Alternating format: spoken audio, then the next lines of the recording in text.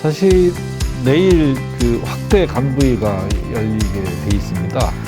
그러면 아마 민선 7기 시장으로서 확대 간부회를 하는 건 이제 마지막이 될 텐데, 내일 회의 과정에서 다음 지방선거에 대한 출마 의지를 밝힐 계획을 원래 갖고 있었는데, 여러분들이 먼저 질문을 좀 해 주셔서 어쨌든 지금 민선 7기에 추진되었던 여러 사업들이 이제 완성도 있게 결실을 맺기 위해서는 사업의 연속성을 확보해야 되고, 대전의 변화와 발전이 한 단계 더 앞으로 나아가려면 아마 아쉬웠고 부족한 면도 있었지만 한 번 더 시정의 연속성을 갖고 끌고 가야 된다는 것이 제가 갖고 있는 생각이고, 그래서 다음 다가오는 지방선거에 시장 선거에 다시 출마해서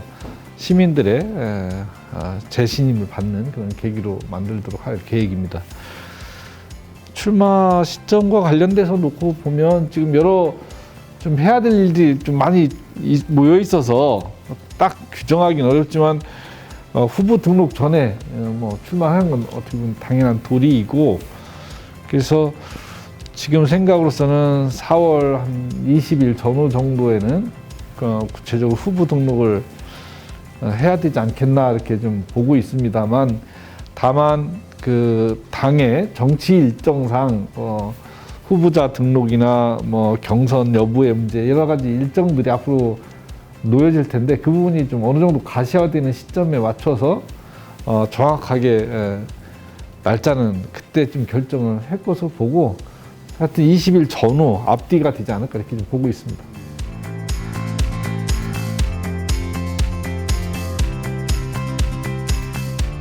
제가 그 시장 될 때 그 수평적 리더십, 그러니까 과거에 그 군사 정권 시절 그리고 관료주의적인 상명하복의 리더십의 시대가 이미 지나갔고, 지금은 디지털 전환 시대를 맞이해서 융합의 시대고, 그런 융합의 시대를 이끌어 가려면 상하 좌우가 다양한 형태로 소통하는 관계망을 가져야 되고, 그러려면 수평적 리더십은 필수적이다라고 좀 보고 있고, 그에 대한 제 생각은 여전히 변함이 없습니다. 다만 그 수평적 리더십이 구현되는 데는 여러 조건들이 같이 변화가 이루어져야 됩니다.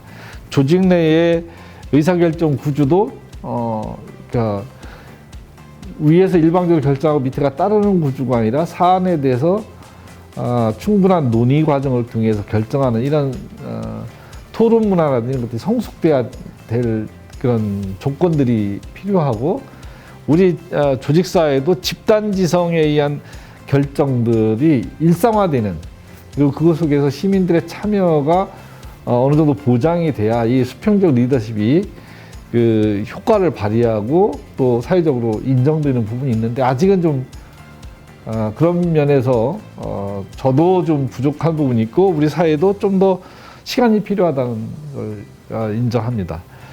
예를 들면 시장 초기에 월평공원 문제를 공론화위원회를 통해서 문제를 해결하자고 했을 때 가장 제가 비판받은 문제는 시장으로서의 결정사항을 미루는 그런 책임회피적인 모습이라고 비판을 받았던 기억이 있습니다.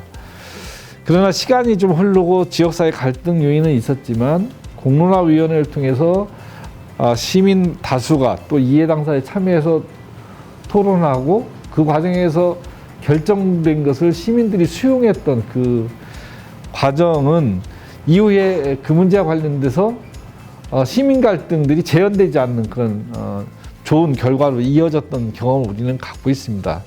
그래서 때로는 물론 어떤 중요한 사안에 대해서 시장이 결단하고 그 결단을 통해서 시민들한테 신임을 묻을 수도 있는 그런 결단해야 되는 사안도 있지만, 또 일상적인 도시의 문제, 우리 사회 구성에 관한 문제들은 이런 수평적 토론 문화를 통해서 결정되는 그런 리더십이 앞으로 자리 잡는 것, 그것이 지방자치의 성숙이고 민주주의의 성숙이라고 저는 생각을 합니다. 그래서 민선 8기 때도 그런 스탠스는 유지를 하는데 지금보다는 더 그런 판단과 결단을 신속하게 하는 노력은 제가 극복해야 될 과제라고 생각이 듭니다.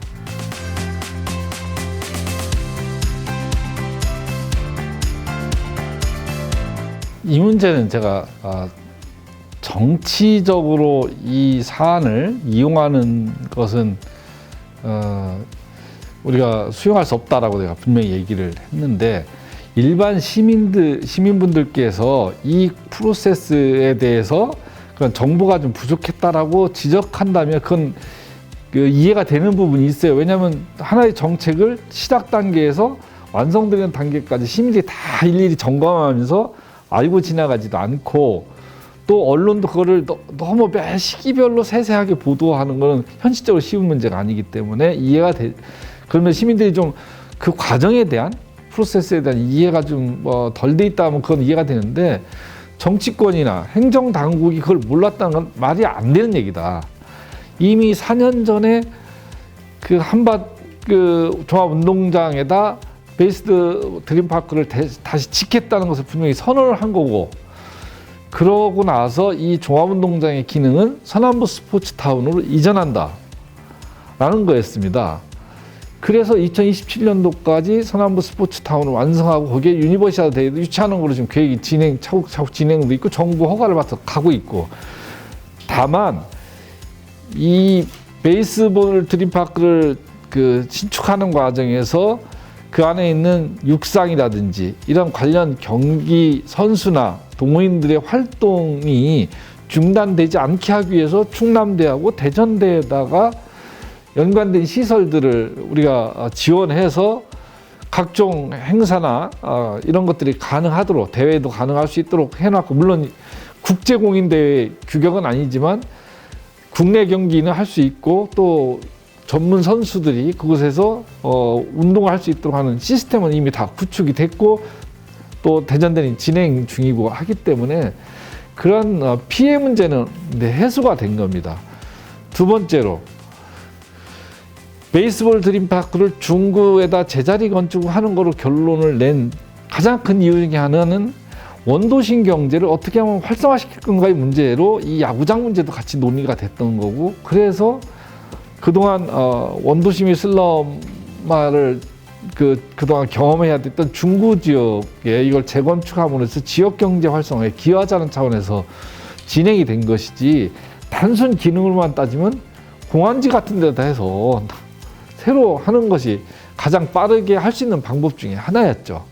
그런 것들이 이미 우리 사회적으로 제가 발표도 했고 공유도 됐던 부분인데, 이제 와서 그걸 갖고 문제를 삼는 것은 제가 볼 때는 정치적으로 발목잡기로밖에 안 보여진다. 저는 이렇게 봅니다. 그래서 오늘도 제가 사인을 했습니다만, 이 사업은 차질 없이 진행되어져 가야 된다라고 생각을 하고, 이 행정 절차상에서 시민들과 함께 이렇게 잘 논의하면서 풀어가겠습니다.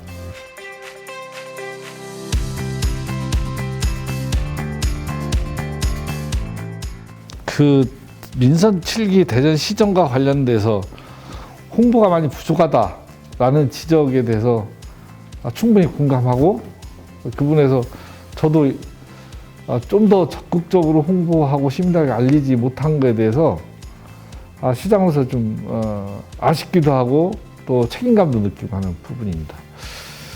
그걸 우리가 잘 극복해야 될 과제도 지금 현재 저한테 있는 거고요. 그런 일인데, 민선 7기가 저는 상당한 어떤 실무적 성과들을 이렇게 냈는데, 그거를 시민들에게 충분히 좀 홍보하고 알리는 과정이 좀 많이 부족했던 측면이 분명히 있습니다. 대표적으로 우리 도시 발전에서 큰 대규모 사업들, 즉 500억 이상 들어가는 대규모 사업들은 다 국가의 예비 타당성 조사를 받게 돼 있잖아요. 그것만 놓고 보더라도 저희가 민선 7기 동안에 11개 과제가 예타를 통과하거나 면제됐습니다. 근데 그거는 역대 전임 정부와 비교할 일은 아니죠. 그래도 전임 6, 5, 4, 3 이런 때와 비교해 보면 보통 한 3개 내지 4개 정도의 예타 통과가 됐었는데 이번에 11개가 됐다는 것은 사실은 그 사이에 굉장히 크고 중요한 그리고 지역사회에 밀린 과제들이 풀려나간 그런 시간이었다라고 생각이 됩니다. 그런 면에서 이 일을 해결해 나가는 시장으로서의 역할을 했다라고 생각이 됩니다. 그 개인적인 보람으로서 뭐 이야기하라고 한다면 오늘 점심 먹을 때 그분은 그 50 전후 정도 되는 분인데 그분은 자기가 허시장과 아니라 제일 잘한 걸 하나 뽑으라 한다면 자기는 지역인재 채용 의무화를 법제화해서 지역 청년들에게 일자리를 만들어준 것을 가장 높이 평가하고 싶다. 이 얘기를 해서 왜 그러냐 했더니 일단 자기 자녀가 그 대상이 돼서 기분이 좋다. 두 번째 그거를 사실 법제화해서 그것이 실현될 거라고 자기 생각은 안 했다. 근데 그걸 만들어낸 것은 상당한 정치적인 성과다. 이렇게 이야기를 합니다. 근데 그러한 지역인재 채용 의무화 그리고 그와 연관된 혁신도시 지정, 혁신도시가 이제 채워져야 되는 과정이 있지만 이것은 민선 7기에 이루어진 여러 가지 성과 중에서도 큰 성과가 아닌가 이렇게 보고 원도심 경제와 관련돼서 도청사에 국립현대미술관 분원이 들어오고 이런 변화들을 원도심의 변화를 역세권 개발까지 이어진 이 변화를 만들어낸 것도 국토의 균형 발전뿐만 아니라 도시의 균형 발전에 있어서 굉장히 큰 의미를 갖고 있다 이렇게 생각을 하고요. 하나 더 얘기하면 한 시간 해도 될 것 같은데 그런 정도 이야기를 합시다요.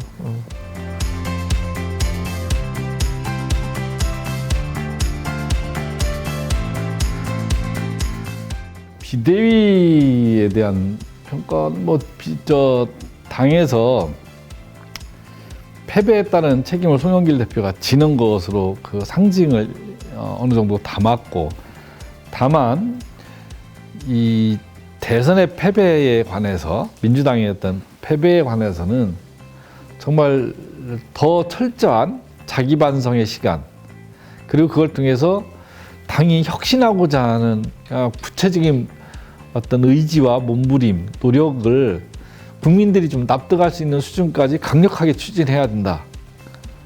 그거를 비대위가 지방선거 과정에서 분명히 좀 보여줘야 국민들이 민주당이 과거에 그리고 170석에 안주하지 않고 끊임없이 변화를 통해서 국민들과 눈높이를 맞춰 나가려고 한다. 기득권을 내려놓고 있구나라는 의식을 시민들이, 국민들이 느낄 수 있게끔 그걸 구체적으로 표시해야 된다, 표현해야 된다 이렇게 생각합니다.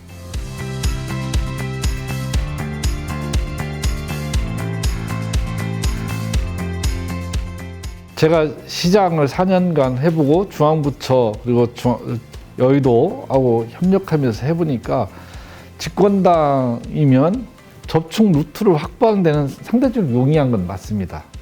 그런데 어떤 정치적인 시혜로 얻을 수 있는 것은 기껏해야 어떤 특별한 사안에는 한두 가지 정도지, 지금 우리가 11개의 그 예비 타당성 조사를 통과하는 그 과정을 살펴보면 정치적인 특혜에 의해서 한 경우는 거의 없습니다.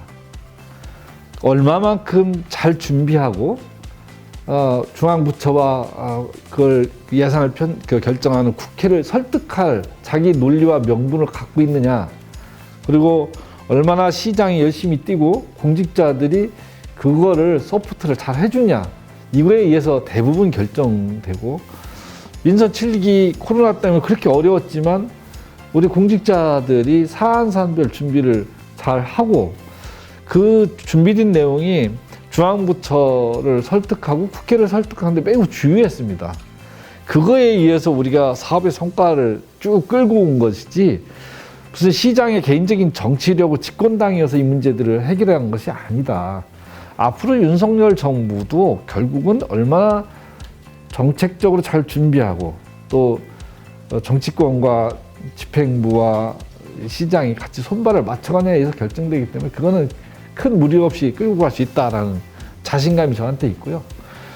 두 번째로 그 정부의 우주청 논란과 관련돼서 말씀을 드리면 아마 현 정부, 새로 출범하는 정부는 상대적으로 작은 정부를 지금 지향하고 있어요. 또 예산 문제 때문에 규모를 축소하겠다고까지 발언을 하고 있어서 어떻게 정부 조직이 진행될지는 좀 살펴봐야 되겠지만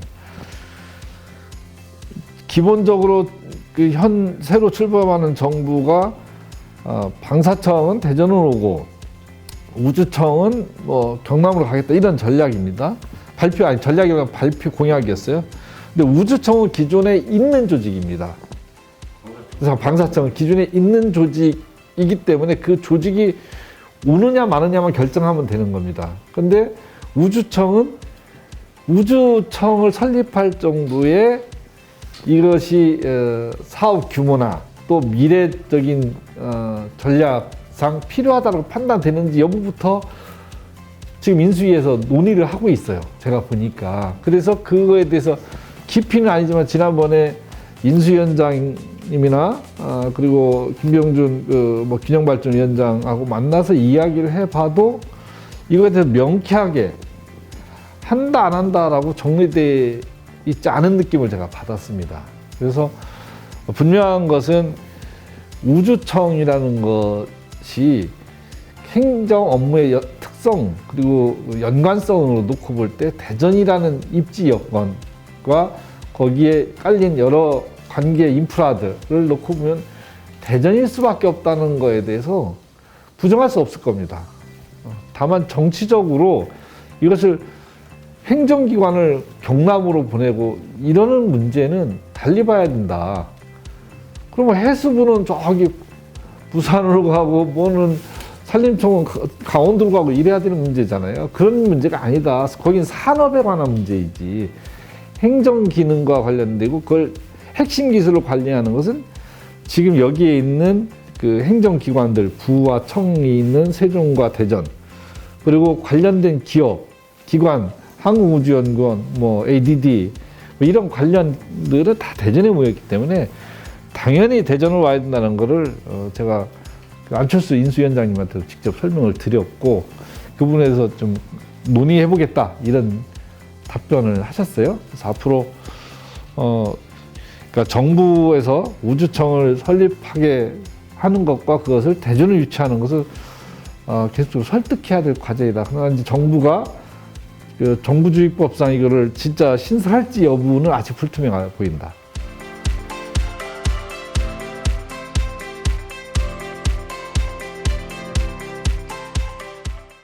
그 국민의힘 내부의 정당 공천과 관련된 내부 기준이니까 그 안에서들 해결하시면 될 일이고 저는 뭐 선거에 임해서 잘 치르면 될 일이죠. 너무 좋아하시는 것 같아요. 저는 제 인간성이 남의 불행을 이렇게 즐거워하는 인간성은 아닙니다.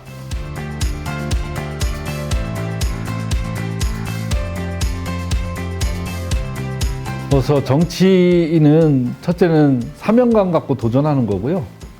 또 그걸 국민을 유권자를 설득하려면 내가 잘할 수 있다라는 그리고 이길 수 있다라는 그 자신감이 있어야 실제로 기회가 옵니다. 그런 면에서 지난 그 4년간의 시정에 대해서 제가 잘한 건 잘한 거대로 또 못한 건 못한 거대로 평가받고 또 앞으로 더 잘하겠다라는 그런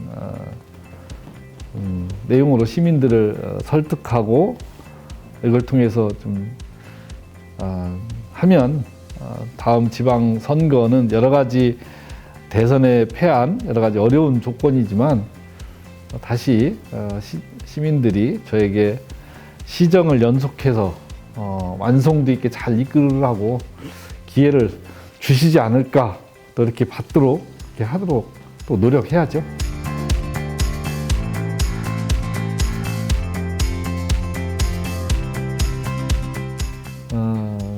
사실은 코로나 초기에